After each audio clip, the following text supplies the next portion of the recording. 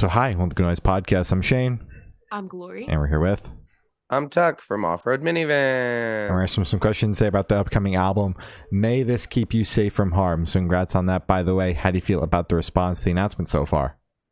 Thanks. It's been pretty good.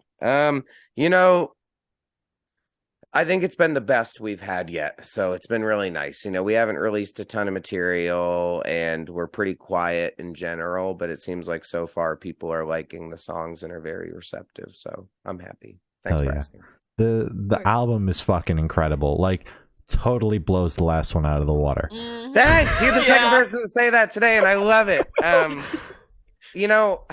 That's really sweet. Thank you.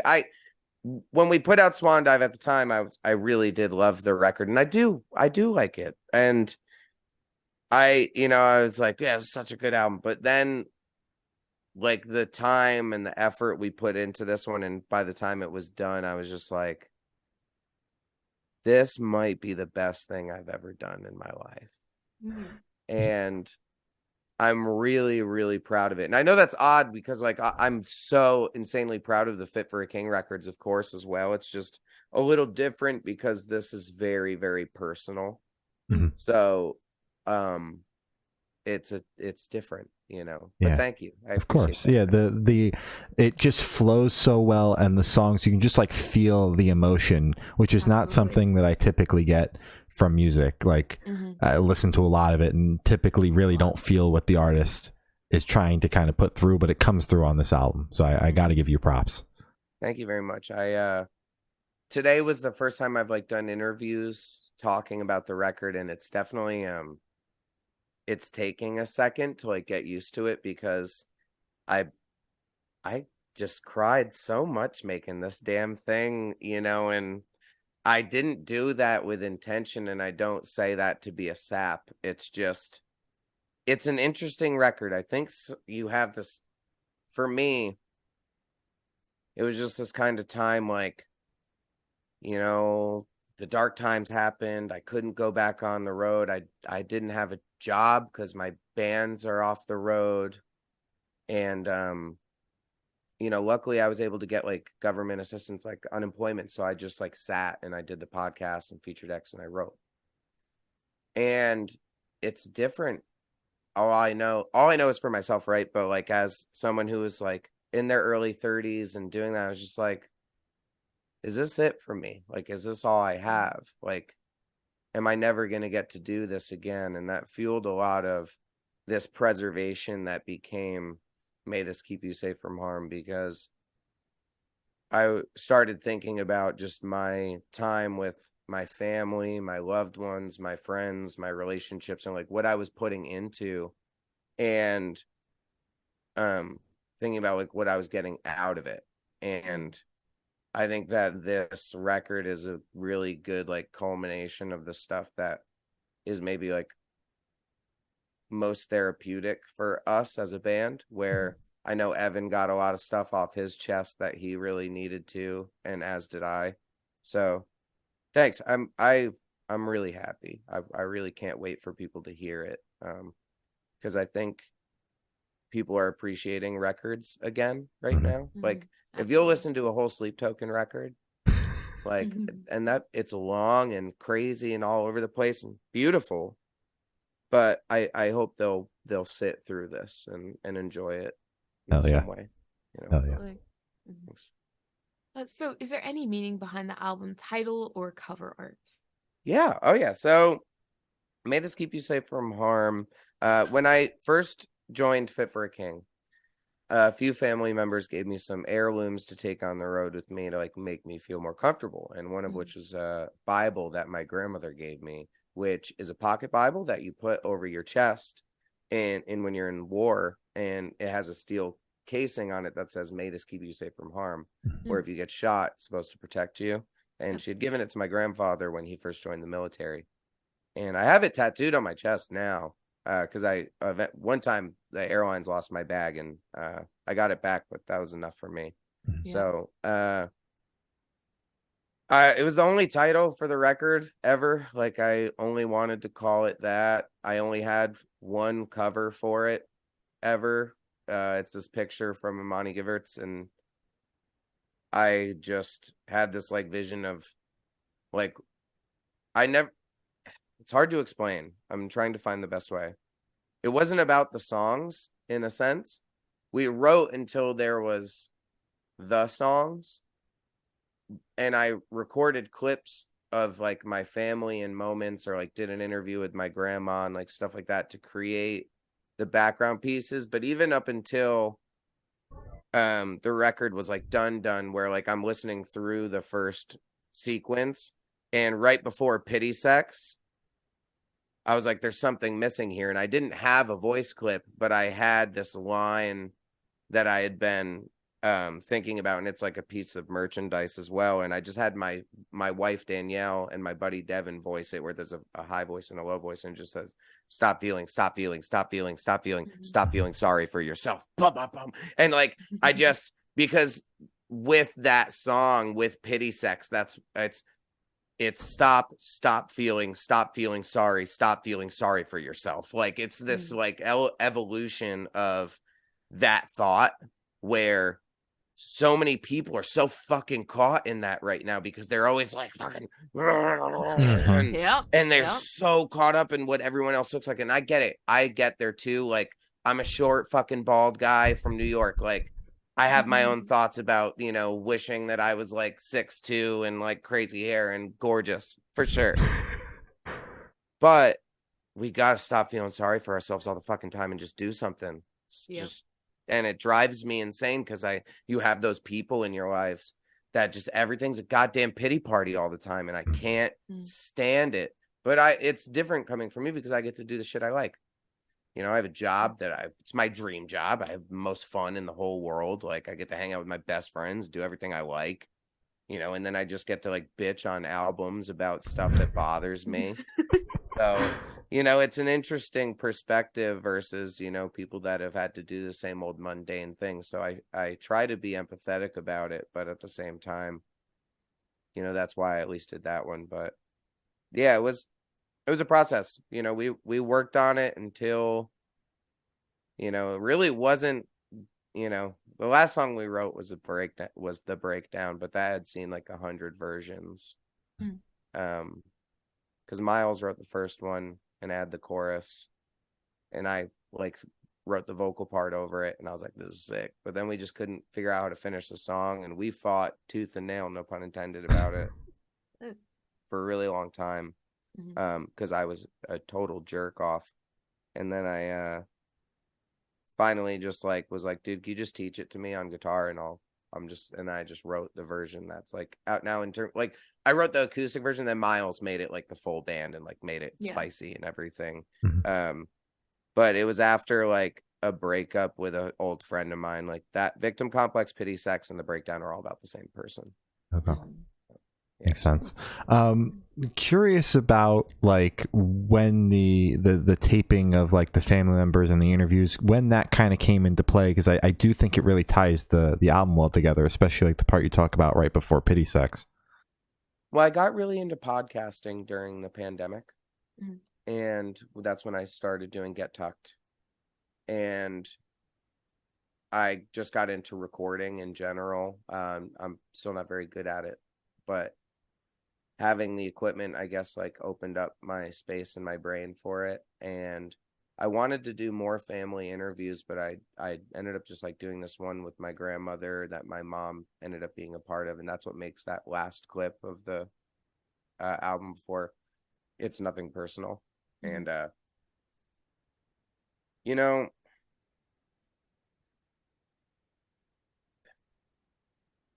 it's hard because like as you get older, you know, you see like Swan Dive was a lot of true stories about people from the Hudson Valley that have passed away.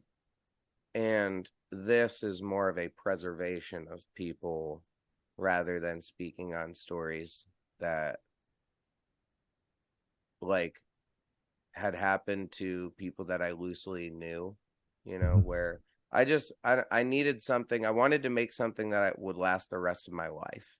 And that when my kids hear it and my grandkids hear it, whoever the fuck, like, you know what my mom sounds like, you know, Sorry, it gets me. It's Yeah. like a very Yeah. emotional experience because I am so in love with all of them.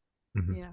So I So just am lucky to have it. yeah, so like it was kind of for you meant as like a time capsule. Like you want it to be timeless for yourself, even if Mm. like it doesn't relate for anybody else. Like it's for you. Yeah, and a lot of this band ends up being like that for me, and I'm so lucky that the guys allow me to be like so narcissistic at times because I'm not doing it to like try to be a jerk. I want it's a form of therapy and a way for me to like preserve this moment in life and to be able to always look back on it and remember like, okay, those were the relationships that bothered me between this year and this year, and this is the shit that happened and we lost so and so. But it's the same thing where like Evan, the first two songs, The Beacon and Basement, first three songs are all pretty much written by Evan, the drummer pianist. So Fade Out, he just sent me like a voice clip of him playing piano and sing I broke your heart, and I was just like, dude, that's the intro to the record. Holy shit. Like that's, he was like, what? And I was like, no, like we're just gonna record it like that. And then he ended up wanting to do the upbeat full band version too. So that was him. And then he wrote all the music for Basement and just had the You'll Just Get Better. And it's about his friend Alex from high school who he was in a band with. And the whole song is like naming people from Cape Cod. And then like the bridge section is talking about their band Cut Down the Tall Trees when they played Chatham Fest. And it's naming all the songs that you can find on the internet of their band, of like each just broken up, and it sounds really funny altogether. Back when Macaulay Culkin's voice, it sounds like he's saying something, but it's really just naming shit. Yeah. And it was a tribute to them, and it was great because he sent it to Alex's mom, spoke to her for the first time in a while, sent it to a bunch of their friends, and like everyone was able to think about him. So that was very powerful, we thought, for ourselves. And I'm excited for people to see the music video because it's really, really fucking cool. Like I'm super stoked on it. And The Beacon, he wrote all the music and just had the I'm not the beacon for you part, but he did that with his ex-girlfriend, and he was writing the piano and playing it, and they came up with that line together. And I thought it was so funny at the time. It's not that I am the beacon for you. I'm not. And you're writing this together. And oddly enough, eventually they break up, right? And it's like this foresight into themselves that they couldn't even see in that moment, or maybe they did and weren't willing to admit. But I loved that. So, that was also very like therapeutic for him as well, getting to like have a new voice and get these thoughts and things that he had been through in the last couple of years like out on record as well. So okay. And then like since it's such a personal record for you and clearly for the entire band because they all had their say in it and wrote their own songs, but are you still able to relate to the album as a whole even though there are songs on there that like don't directly relate to you? Oh yeah, I mean, really, to be honest, the only two that aren't from my perspective per se are those three. So, and they're still super personal to me, like because Evan is my best friend, like, so us creating those, like, it was almost a testament to our relationship where like I could write something and he'd be like, holy shit, dude, like, yeah, that's totally not just what I'm hearing, but how I'm feeling. So it was really good, like for us as, we've been friends for like 15 years now. So it was amazing. Like we had some big cries and some big, like, coming together moments while making it. And then, the rest of it, it's amazing the influence that the guys can have on stuff where like the Victoria song, for example, Miles and Evan wrote the music for that. And I started like writing a chorus for it, but it really wasn't hitting. And then Miles came back and he was like, well, I'm feeling it like this. And he had the Waiting in the Wings line. And then I was just like, oh my God, that feels so good. And it made me think about my old friend Victoria. And I ended up like writing this song about her because she passed from cancer about 2 years ago. And it was really nice because I got to reconnect with her family in a way too, and showed the song. We wanted permission for these songs to exist. Yeah. Mm-hmm. And we had to do that through a few ways where like even down to It's Nothing Personal. That song is about someone that I'm still friends with. Mm-hmm. And it's fucking mean. And I wrote it at a time when he did something that really, really upset me and some of our friends. And it doesn't mean that I don't love him, but I wrote that song. And then when it came time to do the record, I very much like knew that song was going to be on it. And then when I had the demo, I sent it to him and was just like, hey, dude, because originally the song was called Narcissist. And I thought that was a really mean title as well. And I sent it to him and I was just like, hey, man, like, it's nothing personal. It's just when you did this, you made me mad. I wrote this fucking song, but I got to put this out, dude. Like, I knew when you heard it, you know it's about you. Yeah. So that's why the title's It's Nothing Personal. And then, you know, I got like my best friend from high school to sing on it, who I hadn't seen 10 plus years because our parents had like a weird thing that kind of broke us up. So there was a lot of healing on this record. Absolutely. Like, you know, just, you know, getting rid of shit that needed to be done, you know, like there's no real purpose for the band other than what makes us feel good. You know, like I was kind of explaining it earlier today where like Fit for a King has like a thing that it does and it like exists in the universe as something, and we're able to like tailor it and alter it and grow with it, but it's a thing. Where Off Road Minivan, no one gives a shit, no one knows about it, no one cares. I shouldn't say no one, some people care. There you go. And so I just do it until it is something that for me I feel like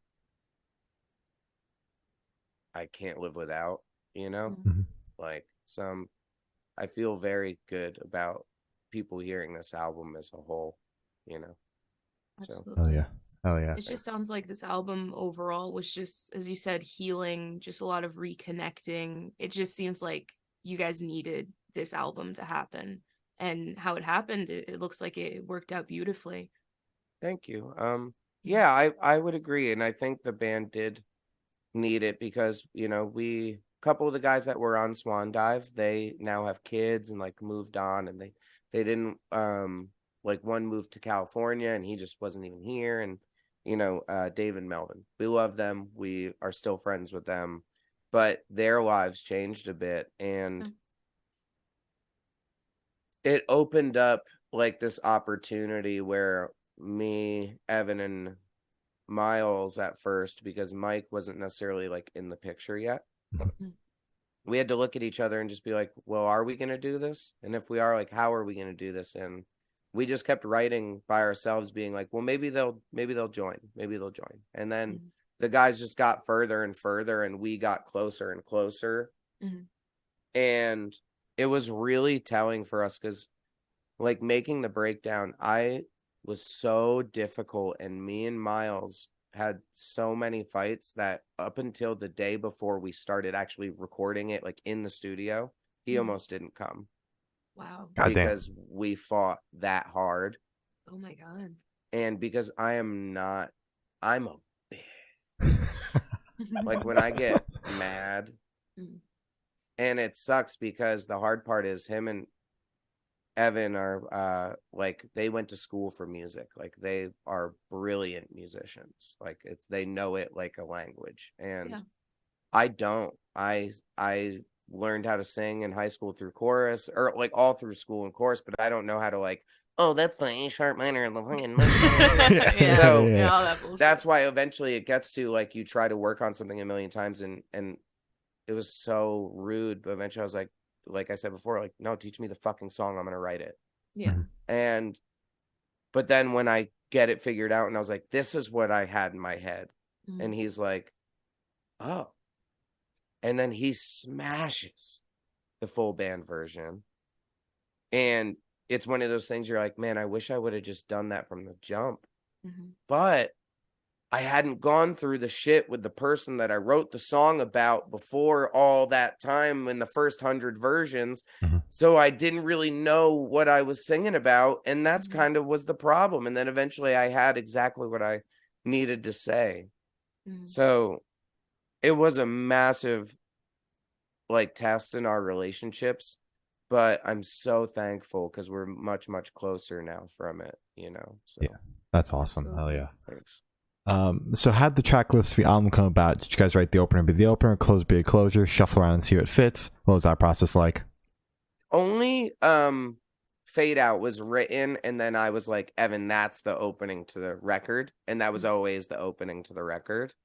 Everything else was just we had the songs, and then when we got done, I still have it's actually in the vinyl, like hidden in the pictures. We just wrote down all like ripped up pieces of paper, wrote down all the songs, and we just kept moving them around until it like looked right, and then we sequenced it and we listened to it. Me, Adam, and Evan.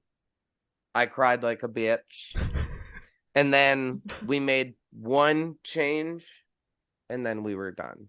Like, so, except for the sound clip for, or the sound clips in general. So, like, we made the order, and then I had all the sound clips and stuff, and I told Adam, like, where I wanted them, but he helped make, like, all the noises and music and stuff that, like, goes with the voice clips, because I just had voice clips.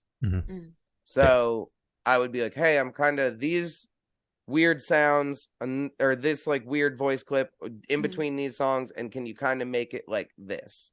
And he just smashed it. So it was a bit of like a little bit of trial and error, but it was pretty easy for us to kind of figure out where first you're like, well, I think I want to start with Fade Out and I want to end with It's Nothing Personal, and then I think in the beginning I kind of want to hear like Basement right out the jump, and then you kind of start putting it together where I didn't want it to be too sad too quick either, where I like that lift from Fade Out, Basement, the beacon. And then it starts to get a little sassier, a little darker, where I think if you started off with like Karma or like Billy or something, it may not hit the same, where I think by the time you get to Billy, you didn't know it was coming. And then it gets there and you're like, huh, this is really pretty. Yeah. So I don't know. Yeah, that's kind of how it went. All right, makes sense. Yeah. Billy was my personal favorite off the record. I just want to say that. Thank you. That's Bobby's favorite too, from Fit for a King. I'm really proud of that song just because it was like a blackout moment, man. It was like just sitting with an acoustic, and like before you know it, you have a song and you're like make a demo of it and you're like, I think this is kind of cool. And I think lyrically that might be the best song I've ever written, in my opinion. Like, I think because that's my devotional to music. Sorry, I still get like choked up talking about these songs. So like, you're good. Yeah, when when you lose it, like when touring got taken away, you really think about how much it means, right? And because my job is so much of my identity and our identities and our livelihood outside of just paying the bills, and I'm so thankful for it. And I don't know why I started with, it was like I had just like the "Ooh, Billy's an Isle," and then I had like I was trying to like figure out what to go with it, and he has this really cool song "Flesh for Fantasy," and the one that everyone knows, White Wedding, which is his like big money maker, right? but you can't have these artistic ventures without having something that hits. And so I wanted to write a song where I was like, well, maybe this would be mine. Like, maybe I can, like, if Taylor Swift sang that song, or like, would people be like, wow, this is fucking genius? And I don't know if it's like that, but like, I want to live like that. You know what I mean? Like, I know that sounds crazy and sounds arrogant, and you guys totally may not agree.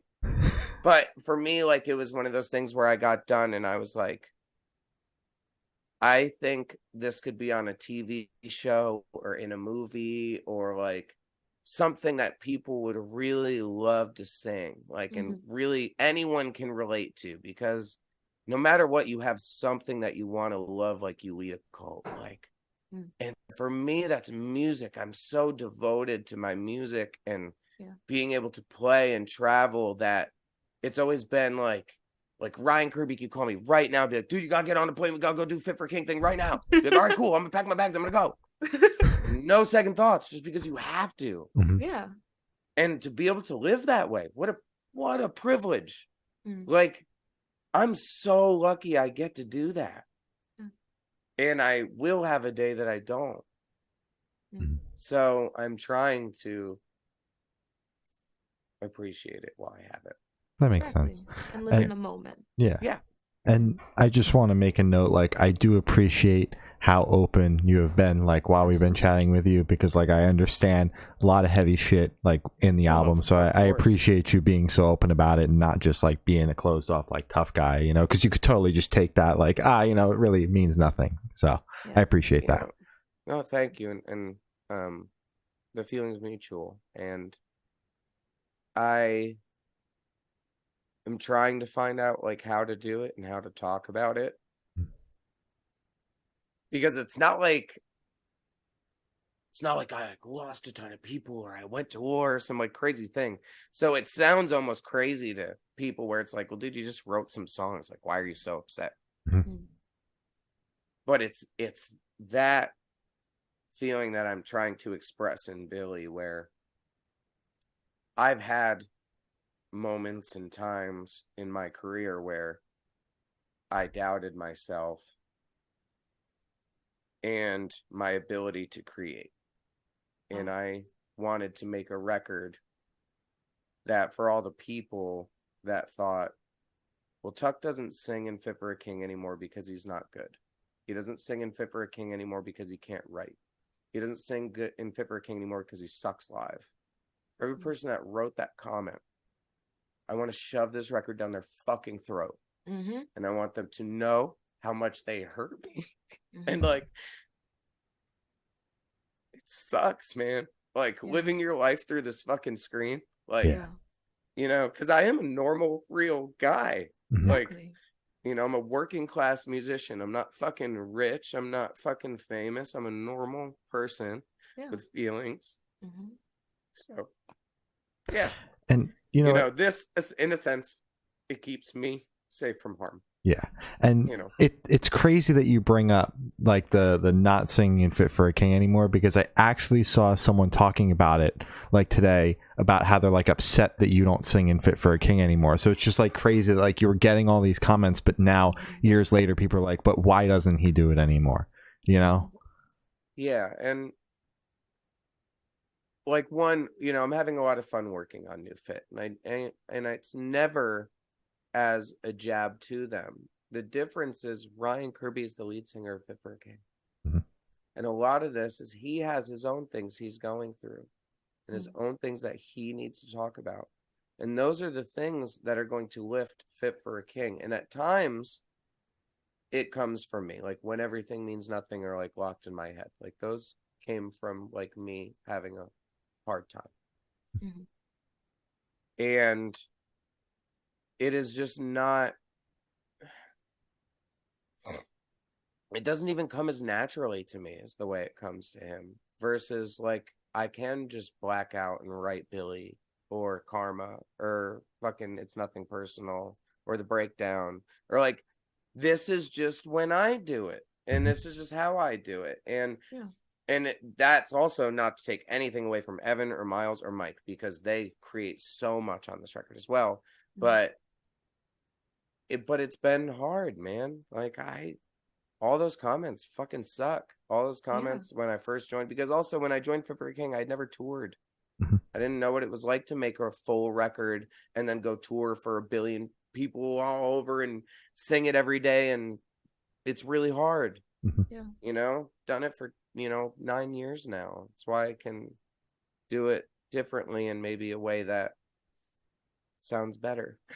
Makes sense. So Yeah. Absolutely. But I appreciate you saying that. And yeah, it's been a big process and a healing process, because I am very vocal with Fit for a King about this. They know how I feel, and it's nothing like to try to upset anyone or to be like, I need more me. It's hard sometimes because I am very selfish. I will be the first to acknowledge that. I love me. I love the way I write. I love the way I sing. I love me. And it's fucking annoying because I have so many times need to learn how to just shut the fuck up and sit down and not make it all about myself. And I'm still learning how to do it. So at least the thing that felt good was when we got done with this record, I was able to have that breath of fresh air where I was like, you know what, dude? You did a good job. Be proud of yourself. Absolutely. And that's, even if no one listens to it the same way nobody listened to fucking Swan Live, you stupid fucks. Fucking damn it. Then I'll still be proud of myself for it, Hell yeah. Absolutely.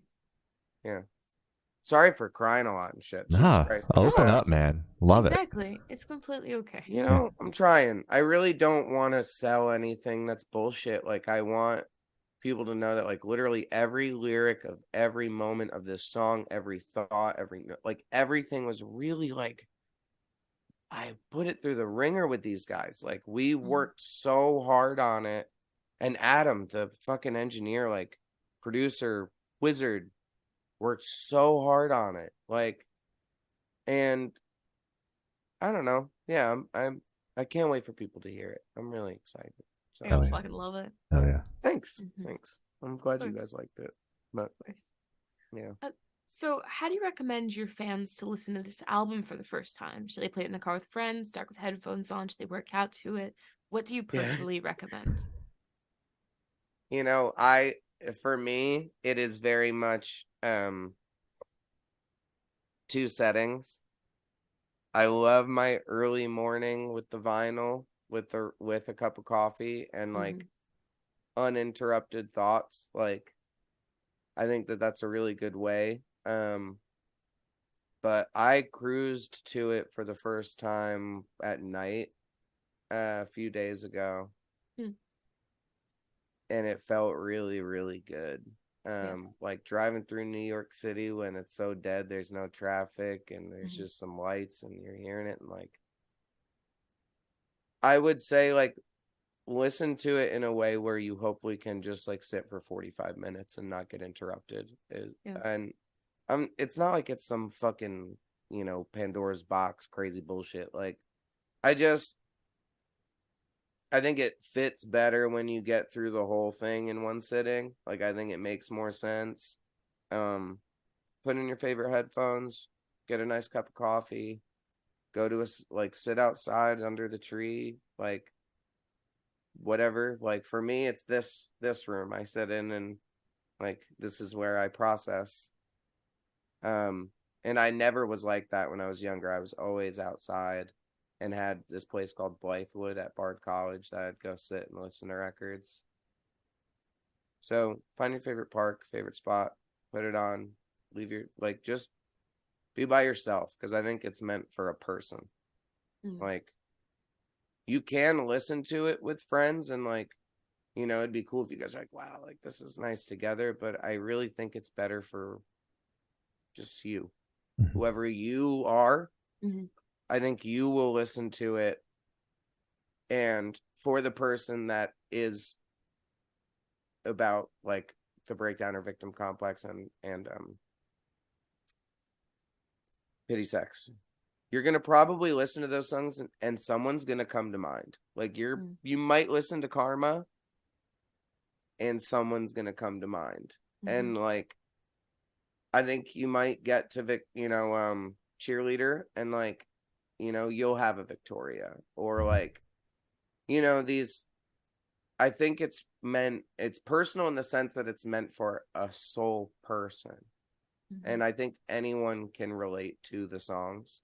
Because even with Billy, like it may not be music for you. It may be a person. It may be, your job. It may be a hobby. It may be, you wanted to be, the greatest ballerina in the world. Like, I don't know, but there will be something. There's definitely something.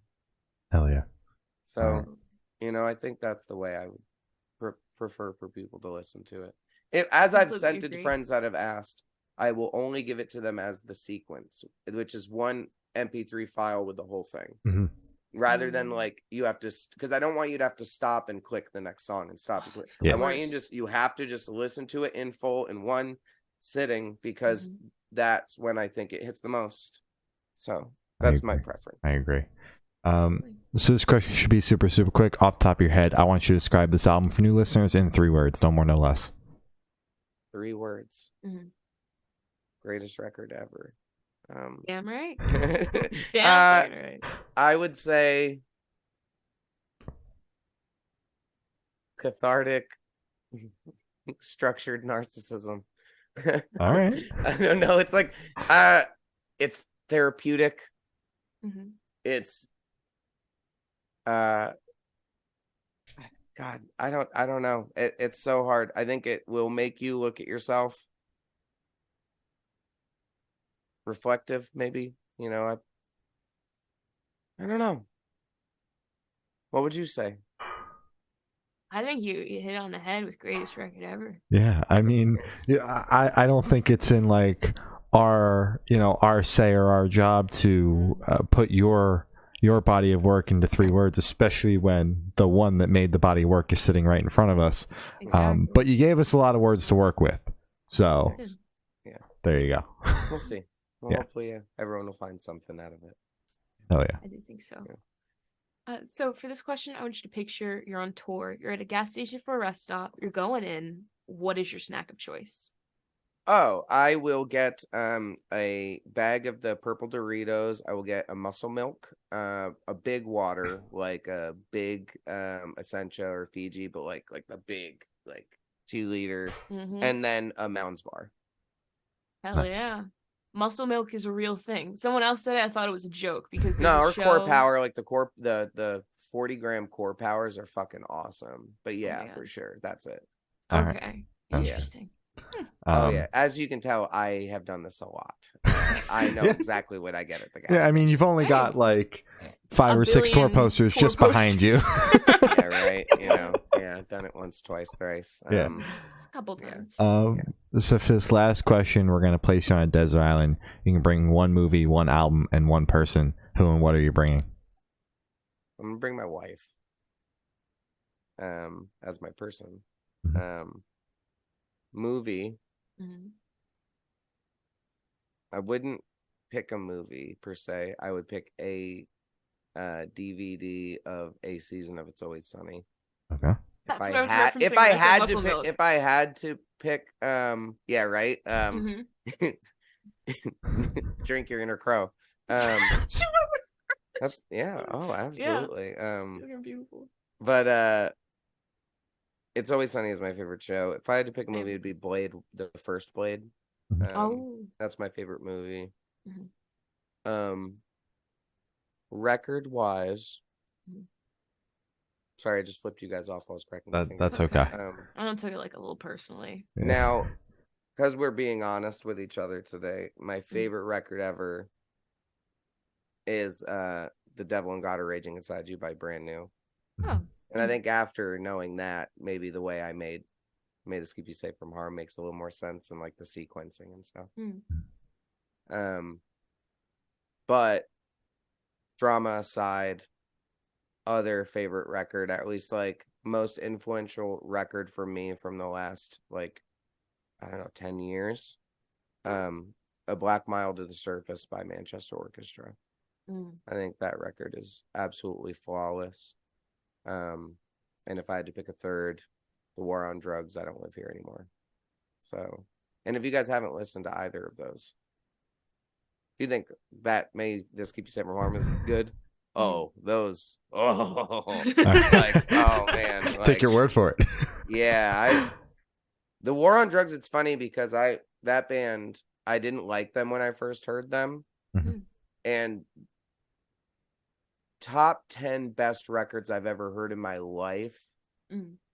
Top 2 best records of the last 10 years for me. Oh, Wow. For sure. Like, it's the way he speaks to you will truly cut to the core, and it's the presentation sonically is gorgeous. Like, it's really, really amazing album. I fully recommend listening to both of those if you have not. I love it. sounds good. Yeah. So as I said, that's all the questions we have today. Is there anything that you would like to plug? Yeah, if you get the chance, go to either merchnow.com or Tooth and Nail and pre-order the record on vinyl. There are 250 copies of each. That is all there will be. Go pre-order it. Grab a shirt. It'd be really helpful. And if not, just pre-save the thing and listen to it on the 23rd when it comes out. Hell yeah. Thanks for talking to me today and giving me a safe space to talk about my art. So Of course. We had a blast. Well, thank you for listening. It's been Tuck from Off Road Minivan, and we have been the Good Noise Podcast.